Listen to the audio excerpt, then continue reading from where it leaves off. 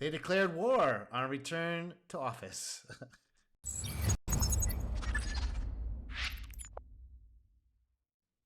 My name is Chris Thanis. I'm a KMP developer. Tech Support's coming out Tuesday. For that, we shall see. I'm going to be reacting to this this video called "They Declared War on Work from Home and the Results Are Awful" from Fads. Give him a like and subscribe. I'm going to do it right now. Oops, it's not over there. Put that right there, like and subscribe, and let's get into it. Remote work is profitable. At least that's true according to a survey by Boston Consulting Group, who looked at over 500 companies who employed a collective 26.7 million people. And companies that implemented remote work policies saw on average 4 times greater growth compared to companies that forced in-office working. And yet, you might have noticed that despite these seemingly quite shocking headline figures, companies are moving rapidly in the other direction as of late. More and more corporations have been announcing return to office orders, including Amazon most recently, which told its workers that they would have to come in 5 days a week. This was incredibly unpopular with its staff. Yeah, no kidding. After saying, oh yeah, you can go home and work from home, everything's fine, it's cool. We just want you to keep working. Maybe even more surprising is that around 80% of CEOs expect a full return to office within the next 3 years. Wow. This isn't just a private sector thing. The Canadian government recently... Really, we have this massive climate change issue, right? All these people talking about this climate change issue. But we want people to get back in their cars. It's really important to get people back in their cars, even though we've proved in the past 4 years that remote work is totally a doable thing, and we actually like it better. We can maybe rebuild our social structures that got destroyed and collapsed in the 90s. Maybe we can rebuild some of those things. Maybe we can have our family life again, possibly. No, get in the cars, back to the office. Oh, okay. Announced a mandate requiring all federal workers to be in the office at least 3 days a week. It was met with great resistance, and yet they, much like these private companies, decided to go ahead with the change. And yet, corporations are not stupid, right? Despite the fact that this seems like it's obviously a bad move, there is some logic here. And there are some reasons why governments and private companies alike seem to be following the same policy. I think a great place to start is with Amazon, because they announced their return to office in this letter by the CEO, Andy Jassy. This letter's great, by the way. And this letter tells us actually quite a lot about the reasons behind it. We're going to try and translate from CEO into English. In this letter, there is one word that appears time and time again: culture. It appears like culture. They want to make the culture better. They gotta have the people in the seats so they can do the culture, right? Well, really, the destroyer and the creators make the culture, right? The startup culture, right? That was 20 years ago. But these preserver types who are trying to recruit people who think they're going to be getting involved with a startup type business, they have to push this image like they actually are doing that, when in fact they're doing the exact opposite. They want robots, man. They want the tickets to be fulfilled. They want to punch all those. They got to do what they got to do this here. Tunnels of fake agile doom, Scrum coach death marches, cargo culting, dungeon grind, Jira blur down slog, feature factory, laws of direct competition. If you go work for Amazon, you're not going to be doing startup stuff. That was a long time ago. They don't do that anymore, but they still got to push the culture like they're really doing it. Okay. 11 times and is cited frequently as the reason behind implementing this change. Culture is one of those words that's like pretty loosely defined and quite open to interpretation. Yeah, in terms of how can we do mind control operations on you, thinking you're really working for something really amazing, when in fact you're working for a massive corporation who really doesn't give two shits about you, and then they want to make it seem like, oh yeah, we're a family here. On CEO defines culture, he mentioned things like scrappiness and being joined. Yeah, that was how you started. Join the hip with your champions. That was how you started, when you had people who were motivated, right? They were going after their happiness. They were motivated. They were sick of being these civil wars. They were sick of being in lead mines, dungeon grinds, lava lakes of direct competition. They started a really deep niche called technical books. Very, very odd stuff. But for people like me, who really was down into that stuff, were like, hell yeah, I get into that. And then they became a massive major corporation, and they still think that this is how their culture, how their companies run, right? Your teammates, which is probably closer than I want to get to most people. But specifically, I want to focus on this one word, frugality, because remote work isn't just good for growth. It obviously can lead to millions and potentially billions in cost savings. And you would expect a company which is as frugal as Amazon to consider the fact that half of US workers would actually accept a pay cut for remote work. Yeah.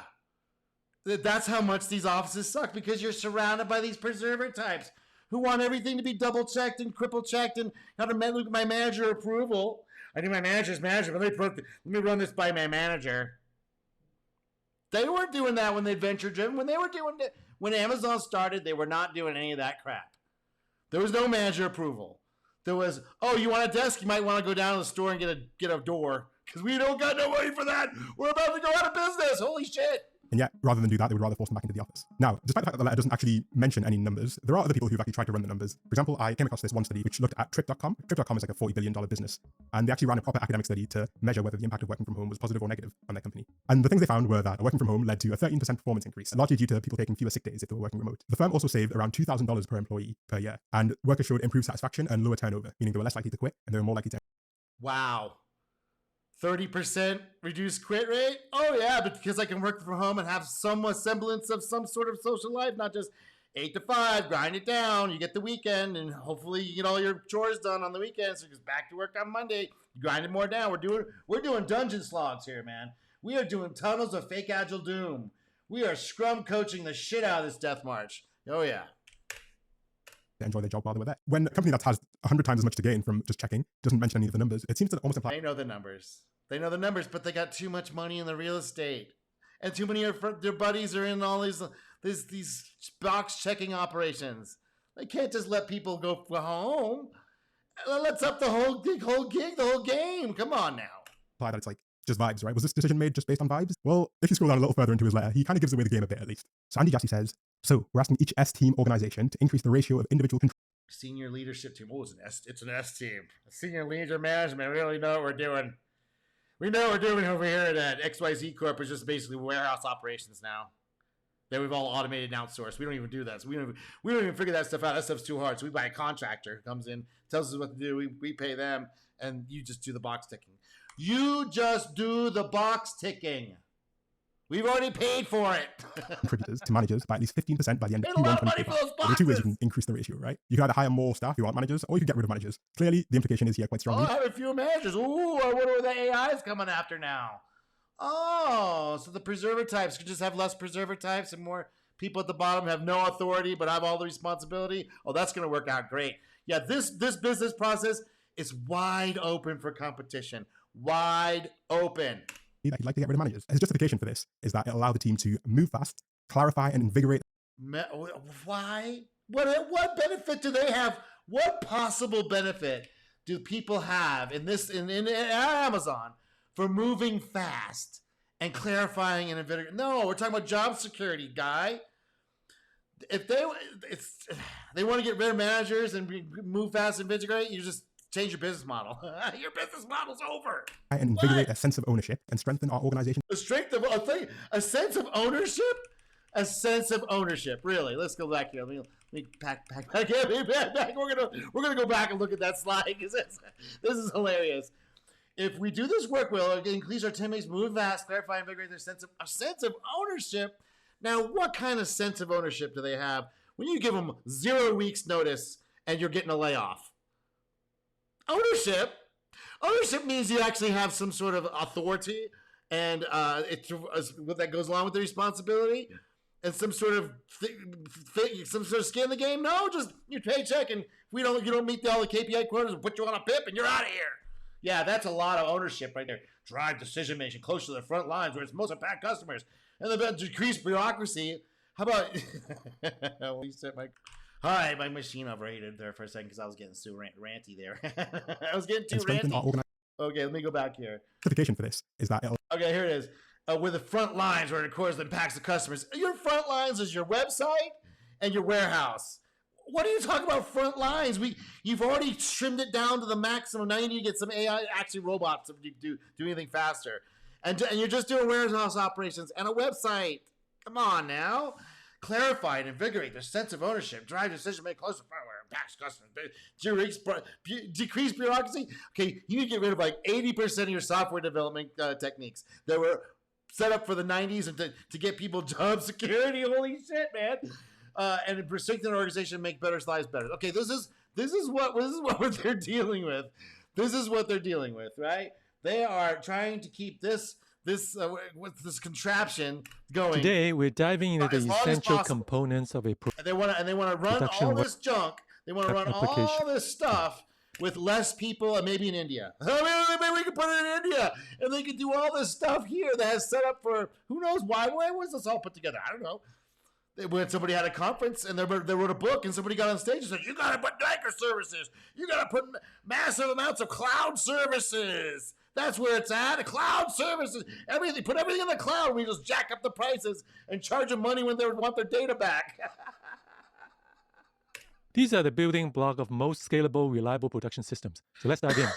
First up, CICD pipelines, the backbone of modern development. Just so efficient, right? Like GitHub Actions, automate testing. Everybody check between the build and the unit test. There's a human involved in every single step. It's automated, but it's not really automated because there's a human involved in every single step, and that doesn't cause a lot of friction. It doesn't just decrease your work output by about 99%. Building and deployment. With CICD, every code change gets vetted before it ever sees. Yeah. Code commit, check. Build, check. Human check. This is not automated. What are you talking about? This is completely not automated. This is meant for massive corporations to have job security for the people involved with each one of these steps. That's what it's for. Cease production. No more manual builds and fewer headaches from bugs slipping. Oh yeah, it's not that. No, that's manual, right? Except for all the checks. Right? So this guy's a little bit. This guy's drinking a little bit of the Kool-Aid, but okay, we'll keep going. Through. Now let's follow the path of a user request. It starts in the browser. After DNS resolution, the request heads to our application servers. But before it gets there, it hits two critical components. Oh yeah. So right there, just right off the bat, load balancer. Doesn't increase complexity like by 5. Balancers and reverse proxies. Think of them as traffic directors. Tools like Nginx and XJ proxy. Or receptionists. How about receptionists? There's receptionists. Oh, you want sales? Okay, sales, this line one's busy, so we're going to line 2, line 3. Oh, wow. But the way these software tools are set up and how they were designed and who wrote them for what purposes is like, dude. There should be requests across multiple application servers, balancing the load and preventing any overcomplicate for what's actually going on. Why is it so complicated? Why? And why do we have to use that particular one? Why? This is all like best industry standard. This is our best practices. You don't need 99% of this stuff to actually, for most businesses, you don't need any of this stuff. Any one server from getting overwhelmed. This is the reason why they will never reduce the bureaucracy at Amazon, because there's no one going to come in here and say, hey man, get rid of that stuff. Just simplify all this stuff. You got to rewrite all of it. If you want to have a skeleton crew, you're going to have to rewrite all of that stuff. And guess what? They're not going to do that. So that's what you can do. If you're watching this channel this far, listen to me rant, you can definitely replace this stuff, right? And you don't need 10 million customers. You can have 1,000 customers and do very well. Next up, content delivery networks, or CDNs. These are distributed globally, serving static content like images and JavaScript closer to users. The result? Faster load times and less strain on your core infrastructure. And increased complexity, right? You get another level of complexity. Where is this coming from? Which server is it coming from? How are you getting the data? Is this old? Is it new? True. Now the request reaches your web application servers. That's if you have to have international customers. Ooh, international. How about you just do domestic customers? How about you do with 10,000 customers domestically, and then you just serve them very well. And don't worry about translations to other things, CICD, pipeline, CDN. You don't need all that stuff. Handle all your core business logic, but often need to talk to other systems. That's where API comes in, connecting the app to backend services that process complex logic, communicate with third-party systems, or handle data. Right, these are different teams. Okay, once your company or your organization gets super big, you have to go to these separate teams. Yes, you better have an API gateway.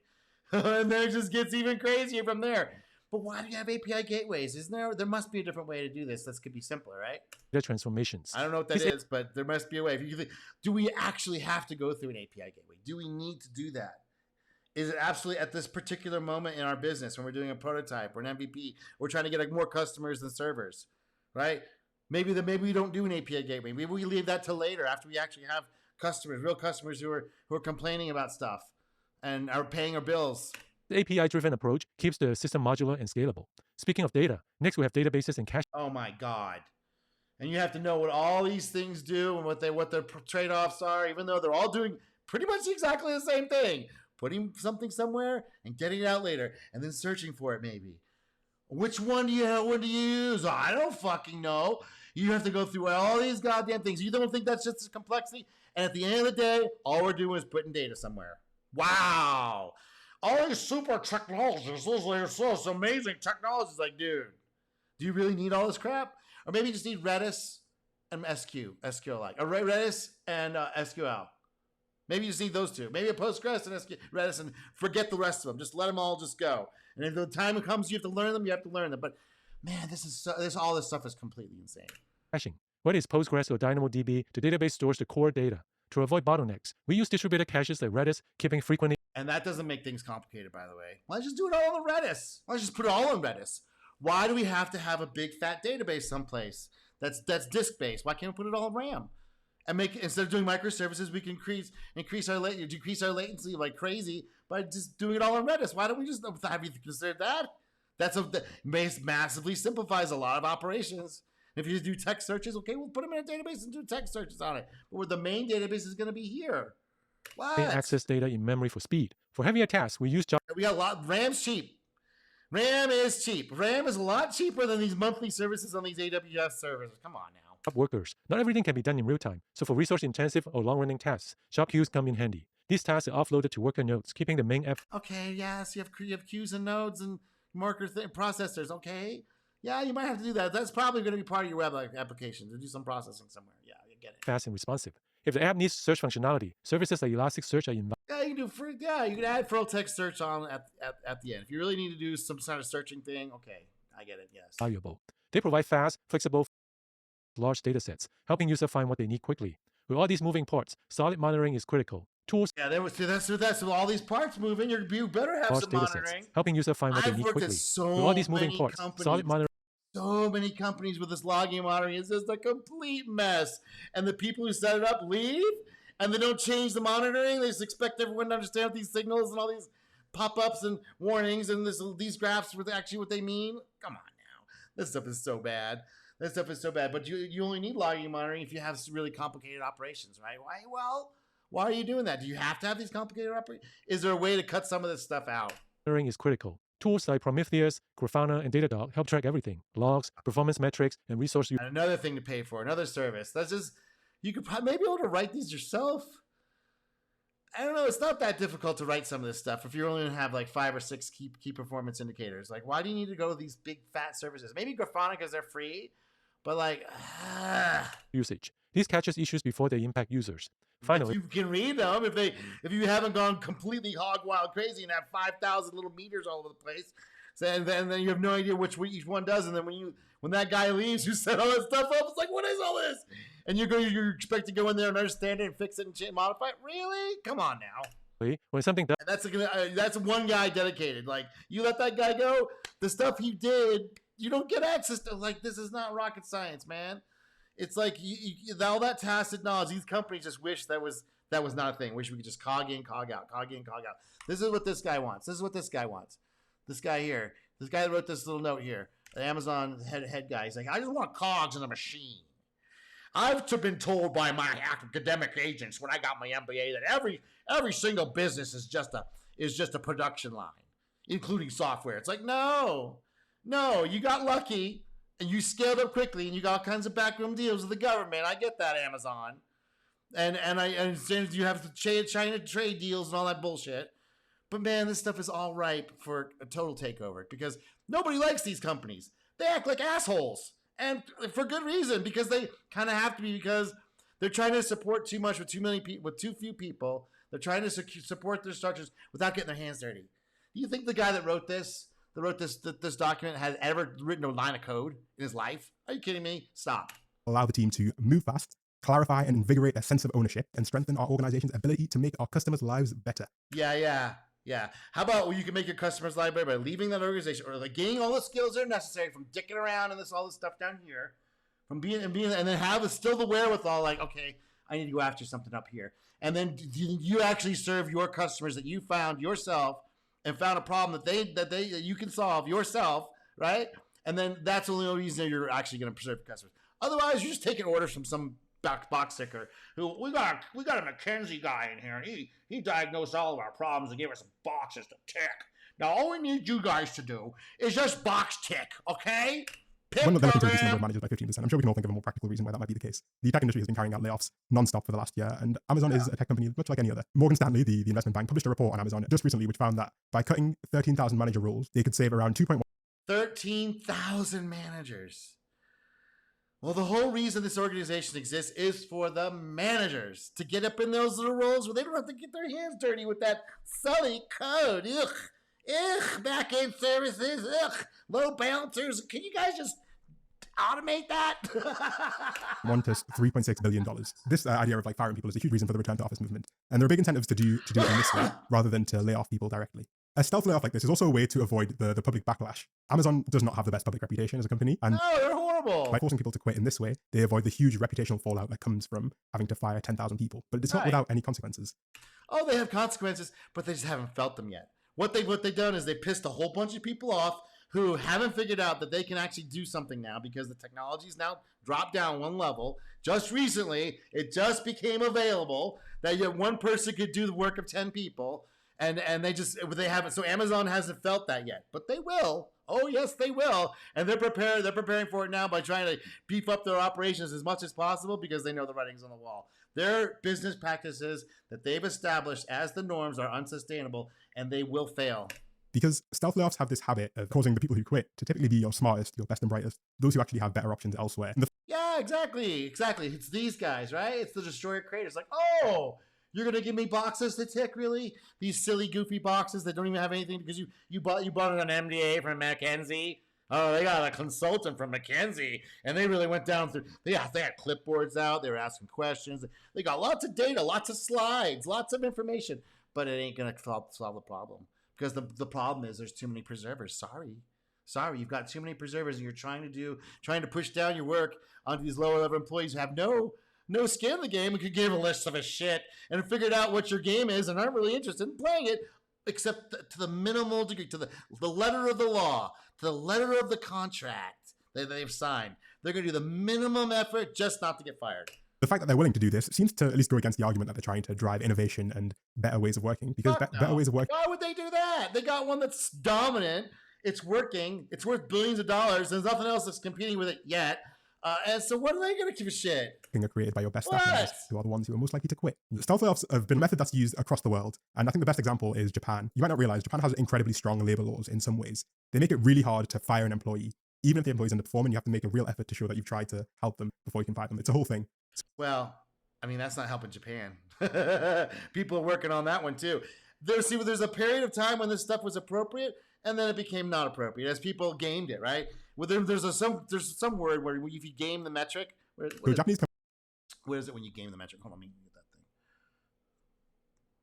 All right, so it was Goodhart's law. So it's when a measure becomes a target, it ceases to be a good measure, and that's basically it. It's like here. The first step is to measure whatever becomes easily measured. That goes as far as it goes. The second step is to describe what can't be easily measured and give an arbitrary quantitative value. This is artificial and misleading. The third step is to presume that what can't be measured really isn't important. This is blindness, right? This is like an economics saying, oh, there's only price. It's like, no. In the market, there's way more than price, buddy. There's quality, there's taste, there's context, there's art, there's perception, there's perspective, there's content, there's like how you feel about it. There's all this other stuff that affects what products cost. Because if it was just the price, the leather bags from Gucci would not be $10,000 or $5,000 or whatever you've Saint Laurent or whatever the hell those bags are. Because the leather actually price of them is very cheap. Very cheap. So it's not just price, okay? So that's where the metric gets, they think that that's just the price, right? So these egghead nose counters, right? They all look at statistics is they're only measuring things they can measure. And the things that they can't measure, they go, oh, that doesn't matter. It's like, no, actually those matter more than the price, ding dong. Okay, for every metric, there should be another paired metric that addresses the adverse consequences of the first metric, which is Goodhart's law, right? It's basically this one. Any observed statistical regularity will tend to collapse when pressure is placed on it for control purposes. So that's what they're fighting with here. It's just ridiculous. Companies have come up with this clever strategy called the banishment room. If the company wants to fire them but can't, they put them in this room, they give them the most mind-numbing work that they can until they get so depressed that they quit of their own volition. That's fair. Right, that's fair. Oh, that works out. Everything's great there. Just put him in solitary confinement until he quits. Oh, that's not abusing the employees. No, that's fair. It's a super creative strategy to get around these hiring laws. And there's no reason to expect a company like Amazon to be any less creative in how it encourages staff to leave. And layoffs are one factor amongst a few, in my opinion, actually. The second arm of this return to office movement concerns commercial real estate. If you haven't been keeping track, commercial real estate has been in a bit of a bad place lately. Foreclosures jumped almost 50% in September. The value of commercial real estate has been dropping steadily as people have been evacuating from city centers, and companies are a bit mad about this. Some companies... Well, yeah, because you told people they couldn't go to work, so why would they have a house downtown when there's no point in paying $4,000 a month when the office has been closed for 2 years? You guys are nuts. definitely people who have the ability, right? Who have the destroyer creator type, right? Who have the ability to see what these organizations are made of. You've been down in these tunnels of fake agile doom, the Scrum Coach death marches, the tar pits of seemingly good ideas, the lava lex objective.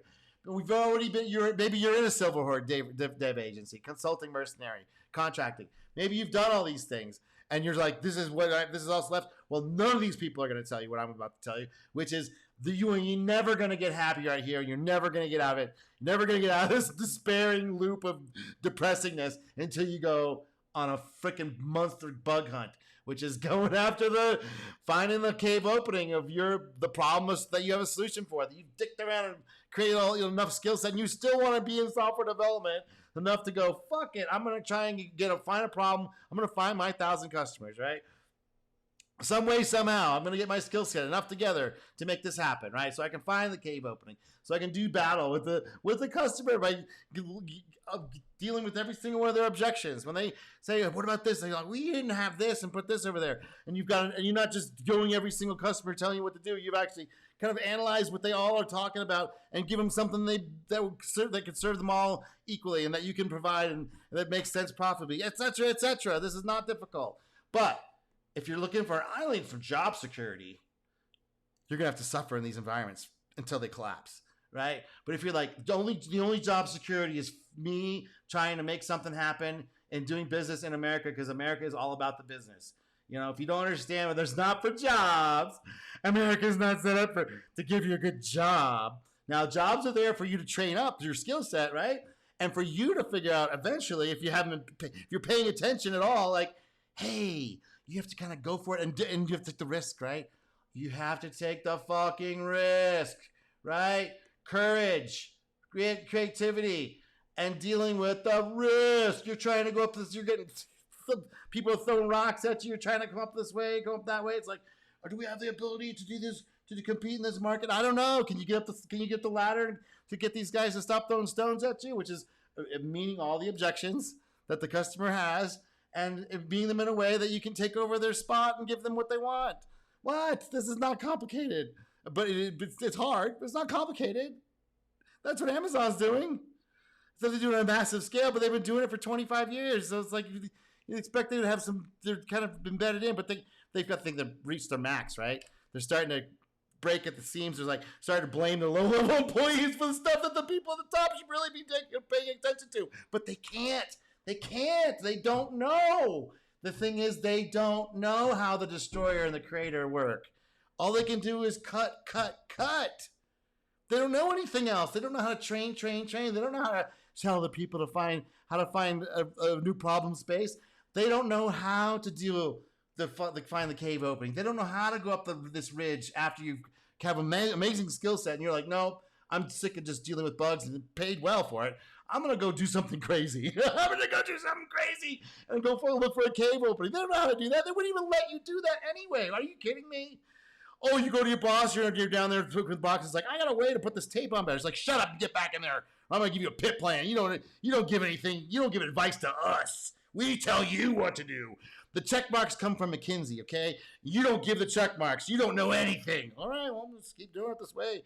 It's going to make sure it's 10 times worse than what you're doing now. I have something that takes 10 times faster, but you don't want to hear it? Okay, well, good luck. These are more mad than others. Amazon bought, just before the pandemic fully kicked off, a brand new building in New York City for $1.15 billion. $1.5 million. $1.5 billion. I wonder who's got money in that. I wonder who's got money in that real estate deal on the other side, if you know what I mean. A building which sat empty for most of the pandemic and has only just opened. It's not just a problem for the egos of the people who it just opened. Coinky dinky is that they want you to come back to the office. greenlit these projects, but it's also a big problem because of tax. Infamously, Amazon almost got $3.5 billion in subsidies from the state of New York. Tax breaks. They got the $3 billion. Are you getting tax breaks for your startup? No. Maybe Amazon's not really a startup. Maybe it's something else. To build a new HQ. And the only reason this didn't happen was due to huge public backlash. The justification for these huge tax breaks is that building such offices I can't imagine why. Adds lots of jobs to the local economy. It adds lots of economic activity, from transport to food to all of these different industries that supposedly benefit. How much it works out when you actually work out the cost per job is more debatable. But this is just one case amongst many. Some of these tax breaks often come with occupancy and job creation requirements. Yeah, you got to get your people in the butts in the seats. Because if they can't get the taxes, it's not going to be worth much if they can't get people in the seats. So this is all boomer mentality. So they're like, oh, the jobs of the future will be all push button. We'll have so much leisure. Except when they do this, pull this shit. We have to have so many people in the seats, and you make cost of living. So it's just crazy. This thing's a crazy thing. I'm going to let you watch the rest of that. I've ranted long enough. My name is Chris Athanas. I like to rant about technology and computers and business and social stuff sometimes. And I have weird opinions. But yeah, give me a like and subscribe if you want me to keep ranting, and I'll talk to you soon.